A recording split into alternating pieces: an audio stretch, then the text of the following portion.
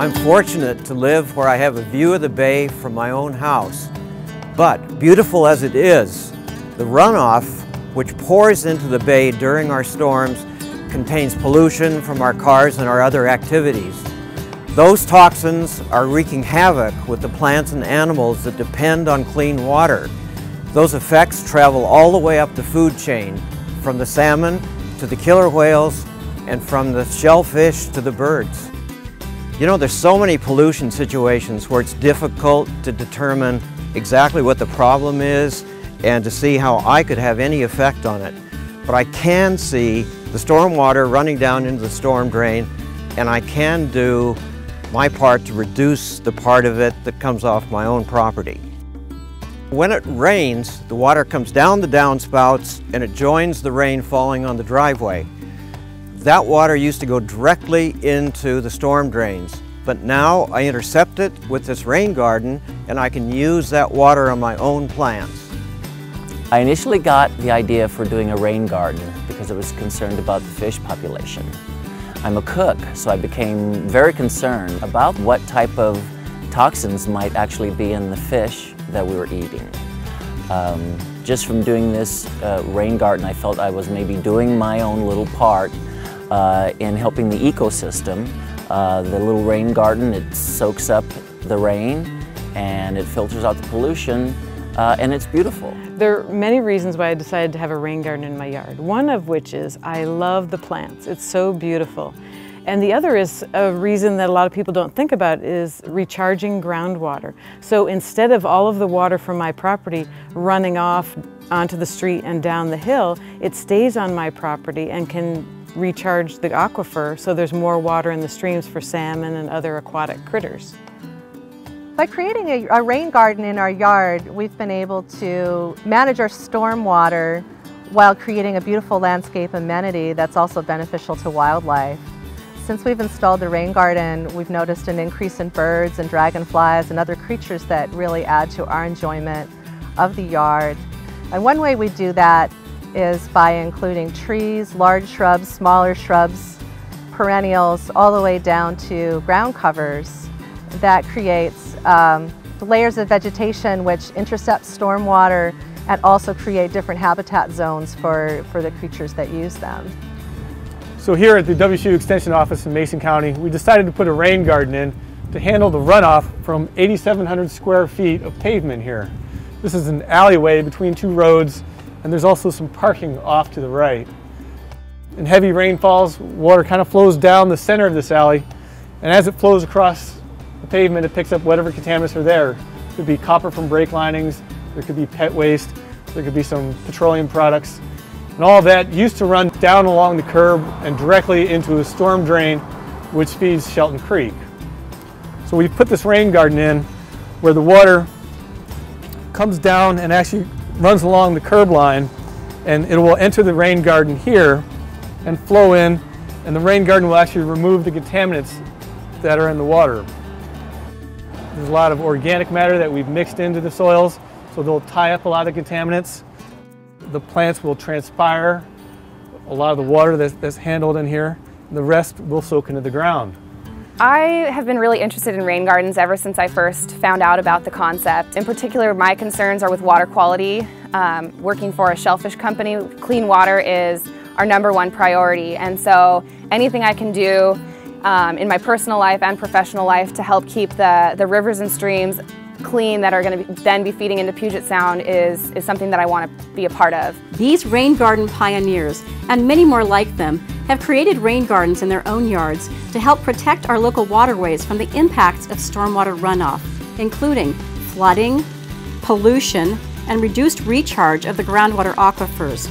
At the same time, they often solve drainage problems around their homes and created wildlife habitat for birds, butterflies, and beneficial insects. To create their rain gardens, they followed easy guidelines to make sure that they placed them in the right spot in their landscape, that they made them the right size, and maintained them properly. During the next few minutes, we're going to walk through the easy steps for creating a rain garden so that you can get started building one too.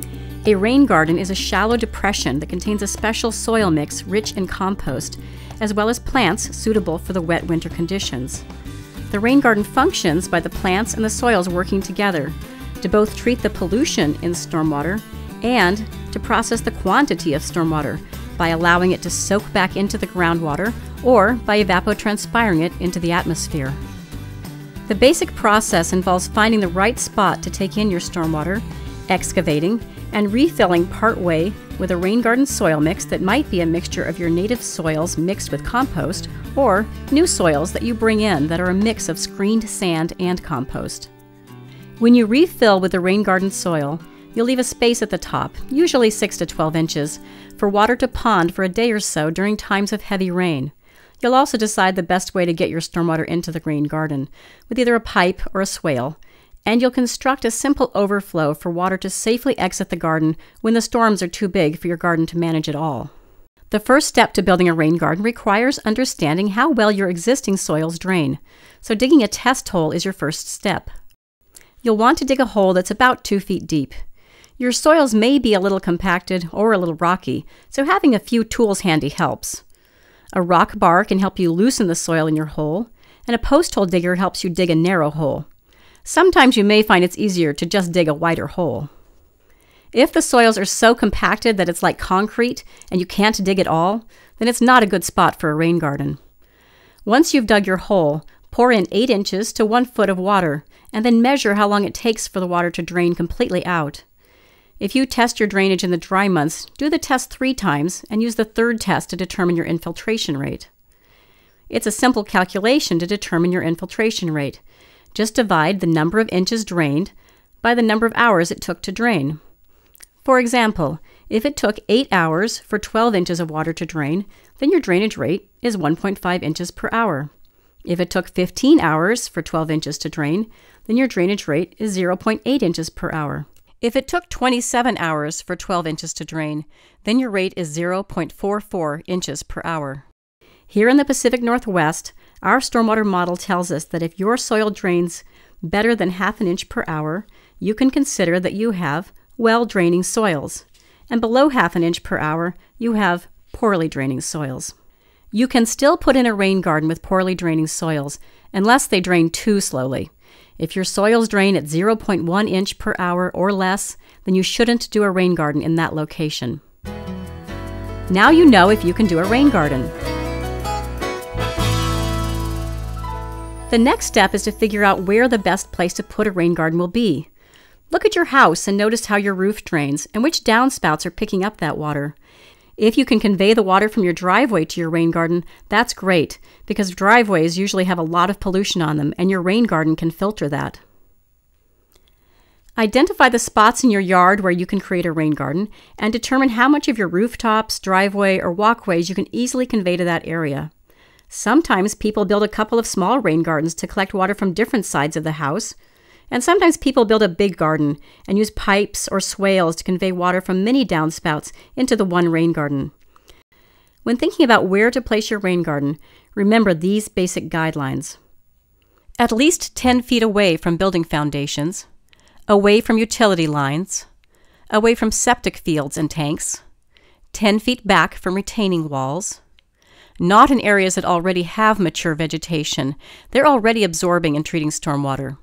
If you live on a steep slope or bluff, a rain garden would have to be placed far back from the edge and only after consultation with a qualified professional. And if you dig your test hole and run into groundwater, that's not going to work either. To determine how big to make your rain garden, you need to measure the area that will drain into it. As a rule of thumb, make your rain garden 10 to 20% the size of this area, and you'll manage most of that stormwater. In poorly draining soils, making it bigger or deeper will allow you to manage more water, especially during big storms.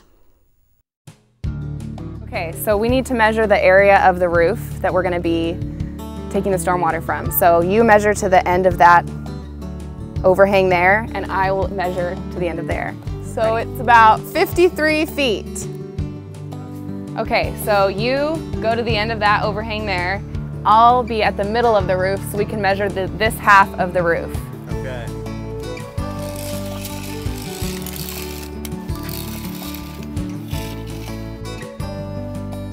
Okay, so it's about 17 feet. The Part of the rooftop that Jennifer will manage her stormwater from is about 900 square feet. So if she builds a rain garden around 90 to 100 square feet, she'll be managing most of her annual stormwater. It's important to know where your utility lines are and to work around them. For utilities along and near the right-of-way, call your local public utility locator at least 3 days before you dig. If you're concerned that there might be gas, electric, phone, or cable lines near where you're digging outside the right-of-way, you should contact a private utility locating company. Utility locators will mark the ground to show where lines are, and they'll mark the ground to show they aren't there too.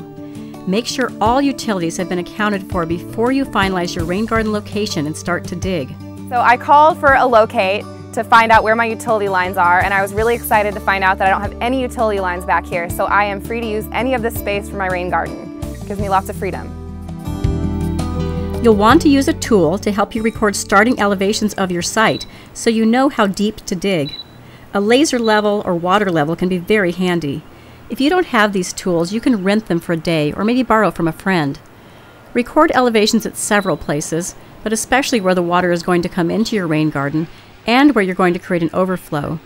You'll want to find a good spot to set up the base unit of your elevation device so that you can measure all parts of the garden without moving the base, and all of your measurements will remain relative to each other as you dig your garden. Once you've found the right spot for your rain garden, decide on a shape and get ready for digging. So what I'm doing now is laying out a border to show where we're going to cut the grass, so we know where to bring the sod cutter. For my rain garden, we really only need it to be about 13 by 8 feet, but we're going to just go ahead and get rid of extra grass for new planting areas and to reduce my lawn size. A typical spot to place the rain garden is a part of the yard that's just in lawn now. You can hand dig the grass or rent a sod cutter. If using a sod cutter, be sure you have some help on hand. They can be heavy and awkward to use.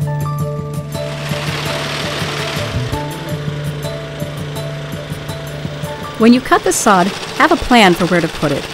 Here, Jennifer and her friends are making a new garden area by laying out her sod and covering it with cardboard and wood chips. The grass will compost under this heavy blanket, and she'll have a nice planting bed with rich soil in 6 months to a year. If you are patient, you could also use this sheet mulching method to kill the lawn where your rain garden's going to go. Just cover that area with cardboard and wood chips, and then build your rain garden in 6 months to a year, once the grass is composted below. Another great way to use this sheet mulching technique to save you work when building your rain garden is to sheet mulch the edges where you might make a berm to accommodate the extra soil you'll remove when you're digging. Once you have the grass removed, it's time to start digging. If your rain garden is very large, or the soils are very compacted, or you have a lot of big rocks, you might consider renting a mini excavator to help you make quick work of the digging. When working with an excavator, be sure you work when soils are dry, and you don't compact soils by working in the rain garden hole. Back away as you dig. You can also dig by hand, and having the help of some of your friends makes this faster and more fun. Jennifer and 6 of her friends dug her rain garden by hand in just a few hours. How deep do you need to dig your rain garden? It will mostly depend on how free draining your soils are, but generally you'll dig out at least 18 inches of soil. In poorly draining soils, you could plan to dig out 3 feet or even a little more. Use the guidelines provided by your local stormwater utility or found in helpful handbooks such as these, available through state university extension agencies, conservation districts, and Sea Grant. Once you've dug your rain garden to the proper depth, you'll want to make sure that the bottom is level so that the infiltrating water will be distributed evenly. Then it's time to refill the garden with your soil mix. If your native soil is tested as poorly draining, you can just bring in a mix that is approximately 60% screened sand and 40% yard waste compost by volume. Again, use the recommendations of your local experts. If your native soils are free draining, you'll want to mix them yourself in a ratio of approximately 65% native soils and 35% yard waste compost by volume. For very sandy, fast draining soils, you can add more compost to benefit your plants. When mixing your own soils, you can either dump loads of soil followed by loads of compost in the proper ratio and then rake them well to mix them in, or you can mix them in the right ratio in the wheelbarrow and haul them to where they're needed. Either way, mix them well so you end up with soil that's more like a cake batter than a lasagna. How do you know how much soil or compost you'll need? Use this calculation. Measure how many inches of soil you're removing. For instance, 24 inches. Divide by 12 to convert it to feet. So, 24 divided by 12 equals 2. Multiply that by the square footage. So in this case, our rain garden is 100 square feet. 2 times 100 equals 200. Now, divide by 27 to calculate cubic yards. 7.4. That's how much soil we're taking out of the hole. 7.4 cubic yards. Now we have to determine how much soil is going back in. We're leaving 6 inches for ponding, so we're refilling 18 inches. 18 divided by 12 equals 1.5. 1.5 times 100 square feet equals 150. 150 divided by 27 equals 5.6. 5.6 cubic yards of rain garden mix will go back into our new rain garden. In free draining soil, that means 65% of the mix is from the native soils that we just removed, and 35% will be from the yard waste compost that we'll order. 5.6 times 65% equals 3.6 yards of native soils, plus 2 yards of compost to order. That leaves us with 3.8 yards of extra soil. What do you do with all the extra soil you've dug out of your hole? If it's free draining soil, you can just make a nice berm at the top edge of the garden and mix in more compost to benefit the plants and reduce water runoff. You can also find other places on your property to make gardening beds.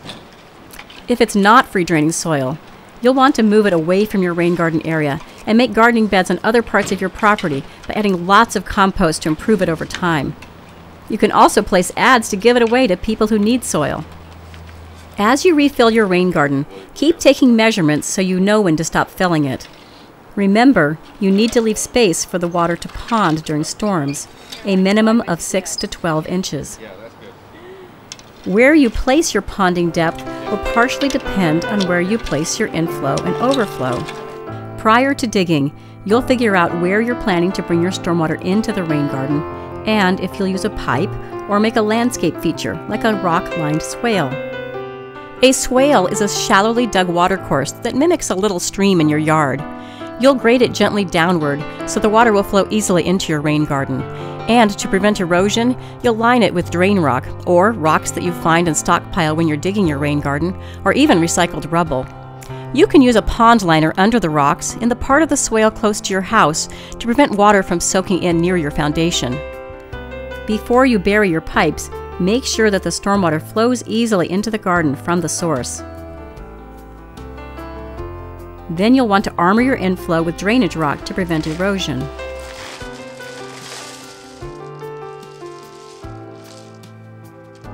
You'll also create a safe overflow so that when there's a storm too big for your garden to handle, the water won't go back towards the house or other structures or onto the neighbor's property, but rather will discharge to a safe spot that you've picked, such as another rain garden, a swale, or across your landscape and ultimately back to the stormwater system. In planning for the elevation of your inflow and overflow, remember that the connection point to your downspouts has to be higher than your overflow point, and that the depth at the low point of the overflow in the garden will determine the maximum depth that the water will pond. It's important for any rain garden system to have an overflow for those really large storm events that can't be handled by the rain garden alone. In our case, we chose to manage our overflow with a dry creek that flows through the yard but is adjacent to the rain garden and is actually slightly lower than the rain garden itself. So we have an aesthetic way of managing those really large storm events, giving the water a safe place to flow and to be absorbed into the groundwater without impacting our house or any other structures. Often, your rain garden will go in a spot that isn't exactly level, but rather is on a slight slope. There are two easy ways to handle these situations. The first is to build a wide, sturdy, well-compacted berm on the downhill side to confine the water in the rain garden. Your berm needs to be 2 feet wide at the minimum. The other method involves just digging more deeply on the uphill side in order to achieve an equal depth throughout the bottom of the rain garden.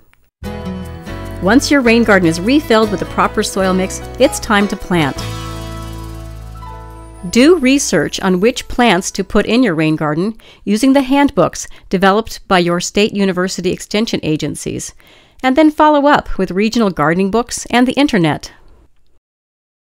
The plants that go in the bottom of your rain garden, which we call Zone 1, need to tolerate seasonal flooding from the winter rains, but they should also be able to withstand our region's summer drought.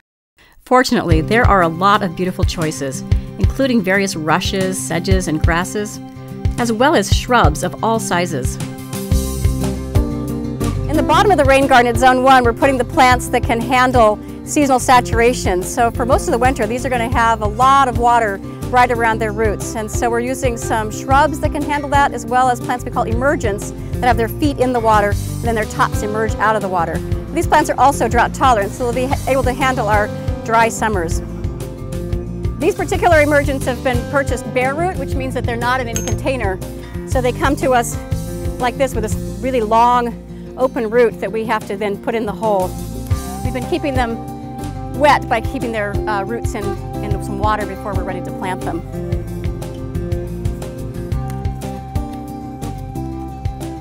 To make sure that the roots go down nice and straight, I'm going to use my Hori Hori, just a nice easy weeding tool, to poke the roots down into my skinny hole.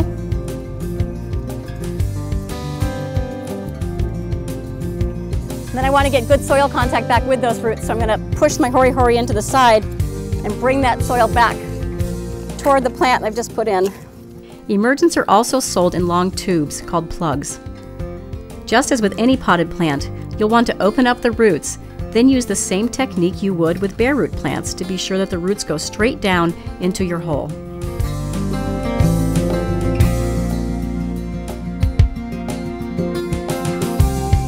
Depending on your soils and the construction of your rain garden, you might find that stormwater ponds at this highest level during days of heavy storms. For this planting area, which we call Zone 2, you'll choose plants that can handle this occasional saturation. You'll also choose plants that have good root systems to help stabilize the gradual slopes of your rain garden and prevent erosion. At the top of your rain garden, which we call Zone 3, your goal will be to either blend your rain garden back into the rest of your landscape by including low-growing shrubs and perennials, for instance, or you might want to define your rain garden as its own aesthetic, for instance, by mimicking a pond and including drought-tolerant ornamental grasses along the edge. Whatever aesthetic appeals to you, there are many terrific native and drought-tolerant ornamental plants from which to choose. If you're on a tight budget, you can plant in stages. Your first priority should be to plant the bottom of your rain garden as fully as you can, and the emergents are a great way to stretch your dollars. Then, plant at least some of the sides with fast-spreading plants to prevent erosion. Guy is planting a Hancock coralberry here, which is one of many plants that is low-growing and spreads fast. This particular plant has lovely magenta berries in the winter, and it will provide great coverage for the inside of this rain garden's berm to prevent erosion. And finally, plant at the top with pretty drought-tolerant plants as you can afford it. We have taken care to include plants in the rain garden that look good in all 4 seasons. So we have plants that shine in winter, spring, summer, and fall, so that we've got a pretty picture that we can enjoy all the time. Now that we have the rain garden planted out, we're going to start mulching it. Mulching is really important for all plantings, but especially in a rain garden. Guy's putting mulch up here at the top, and that's going to prevent erosion of the soil from causing silt in the rain garden. The mulch, as it breaks down over time, is going to create more organic matter in the soil. The mulch is going to prevent weed seeds from taking hold here and creating a big maintenance problem for us. Mulching is really important for water conservation. Mulch helps keep the soil's moisture, allowing our newly established plants to go longer between irrigation, which will help them develop more widespread roots and be completely drought tolerant in the long term. There are a couple of different kinds of mulch that we can use in the rain garden. This particular mulch is a kind of composted shredded bark. So it's going to be nice and heavy in the bottom of the rain garden. It's not going to float. It's also going to do a great job of preventing weed seeds from starting here and creating a maintenance problem. We're putting a thick layer of mulch between the plants and then applying it more lightly near the plants, being careful not to place it directly on the stems. Another great mulching material is wood chips that you can get from arborists and others doing tree trimming. Ground up wood chips have a great weight to prevent erosion and weeds and are usually free. All of the plants in our rain garden have been chosen for their drought tolerance. Even the plants in the bottom of the rain garden can handle the seasonal inundation of the rains in the winter, but they don't require supplemental water in the summer once they've been established.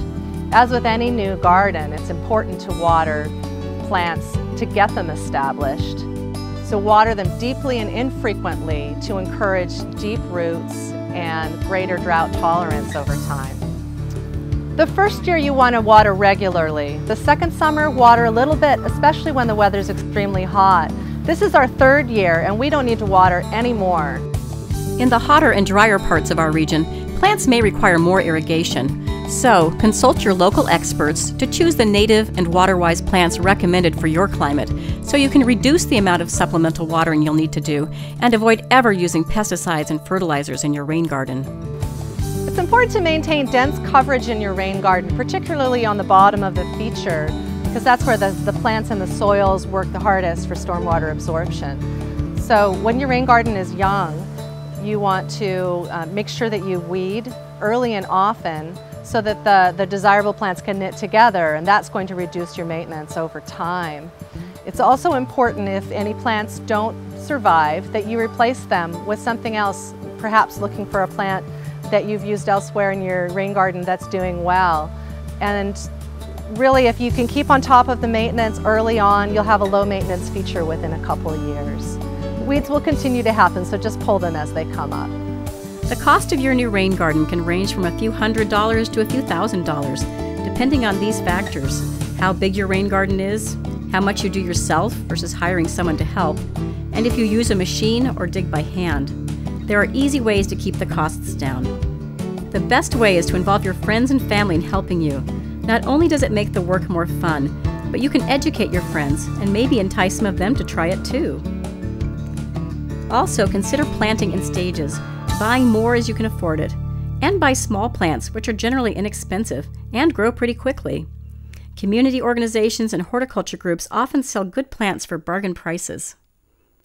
If you do need to rent equipment to help you, see if you can get a neighbor or two to join you.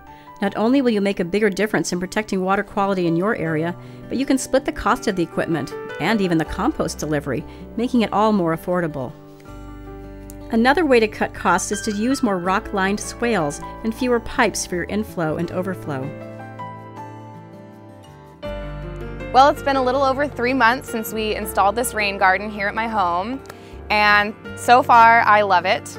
It's been extremely low maintenance. I've had to water a few times during the dry season, and I've come out here to weed a total of 3 times in the last 3 months, so it's really easy. Plants have really filled in, which I'm very happy about. Since installing the rain garden, we've had a couple big rain events, and I'm very pleased to say that there has not been standing water at all. I still can't believe that we did this whole big project in just one day. And that's really thanks to a group of awesome friends and family who are willing to come over here because they care about our water resources and they know that this is a great way to help reduce the amount of stormwater runoff. I'm amazed at not only how fast we did it, but how affordable it was. It's great to see all the wildlife using the backyard, and it's just been a really rewarding project to know that this is helping to keep the water in Puget Sound cleaner by controlling my stormwater from my home. After the rain garden was actually done, I was inspired to go on to actively do things that could also help fight pollution, like taking more walks, taking longer walks, or taking public transportation instead of using my car all the time. And in taking some of my walks, I noticed that there are so many places around, so many different spots where there could be rain gardens created. And that would be a great way for all of us to kind of pitch in and make something beautiful that not only could help fight pollution, but that could also help us do something about the flooding problem we have with stormwater. Once I did the rain garden in my yard, I started looking around for other things I could do. And the thing that came up was doing a green roof on a new shed we were building. And this is another really fun and interesting technique to keep stormwater from running off your yard. You know, I really had a lot of fun working with my landscaper as we tried to apply the concept of a rain garden to my own particular garden situation. And I got to try a bunch of new plants, and it tied the two halves of my garden together with the bed that we created. Of course, I get a kick out of watching it in action when there's a storm, knowing that I've done my part to help protect our local waterways. You know, it's really pretty easy to do, and if more of us tried it, together we could make a big difference.